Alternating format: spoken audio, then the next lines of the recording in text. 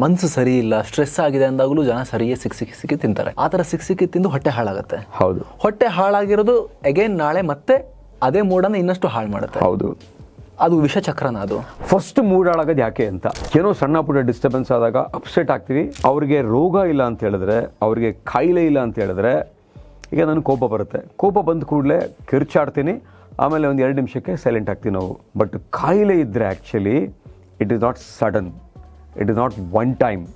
ಕಾಯಿಲೆ ಇದ್ದರೆ ಆ್ಯಂಗ್ಸೈಟಿ ತುಂಬ ಇರುತ್ತೆ, ಡಿಪ್ರೆಷನ್ ಇರುತ್ತೆ. ಯಾಕಾಗುತ್ತೆ ಅಂತ ಹೇಳಿದ್ರೆ because of gut. 90% of serotonin, 10% of dopamine ನಮ್ಮ ಸೆಕ್ರೆಟ್ ಆಗೋದೇ ಗಟ್ ಬ್ಯಾಕ್ಟೀರಿಯಾ ಅಂತ, ಗಟ್ಟಿಂದ. ಸೊ ಈ 2 ಹಾರ್ಮೋನ್ಸು ತುಂಬ ಇಂಪಾರ್ಟೆಂಟು ಮನುಷ್ಯನ ಒಂದು ಮೆಂಟಲ್ ಸ್ಟೇಟಸ್ಗೆ. ಗಟ್ ಬ್ಯಾಕ್ಟೀರಿಯಾ ಕೆಟ್ಟಾಗ ಏನಾಗುತ್ತೆ, ಹಾರ್ಮೋನ್ಸ್ ಕಡಿಮೆ ಆಗುತ್ತೆ. ಹಾರ್ಮೋನ್ಸ್ ಕಡಿಮೆ ಆದಾಗ, ಡೋಪಮಿನ್ ಕಡಿಮೆ ಆದಾಗ ಡಿಪ್ರೆಷನ್ ಆಗುತ್ತೆ. ಸೊ ಆ ಡಿಪ್ರೆಷನ್ ಆದಾಗ ಏನು ಮಾಡ್ತಾರೆ, ಬಿಂಜ್ ಈಟಿಂಗ್ ಅಂತಾರಲ್ಲ, ಚೆನ್ನಾಗಿ ತಿನ್ನೋದು. ಚೆನ್ನಾಗಿ ತಿನ್ನೋರ್ಗೂ ಸಮಸ್ಯೆ, ತಿಂದವ್ರಿಗೂ ಸಮಸ್ಯೆ ಆಗುತ್ತೆ. ತಿನ್ನೋರ್ಗೆ ಏನಾಗುತ್ತೆ, ಚೆನ್ನಾಗಿ ಗಟರ್ ಮಾಡಿ ತಿನ್ಬಿಟ್ಟು ಗಟ್ಟಿ ಬ್ಯಾಕ್ಟೀರಿಯಾ ಎಲ್ಲ ಹಾಳಾಗುತ್ತೆ. ತಿಂದೇ ಇರೋರಿಗೆ ಏನು ತಿನ್ನಲ್ಲ, ನ್ಯೂಟ್ರಿಷನಲ್ ಡೆಫಿಷಿಯನ್ಸಿ ಆಗುತ್ತೆ. ಫುಲ್ ವಿಡಿಯೋಗಾಗಿ ರಿಲೇಟೆಡ್ ಲಿಂಕ್ ಕ್ಲಿಕ್ ಮಾಡಿ.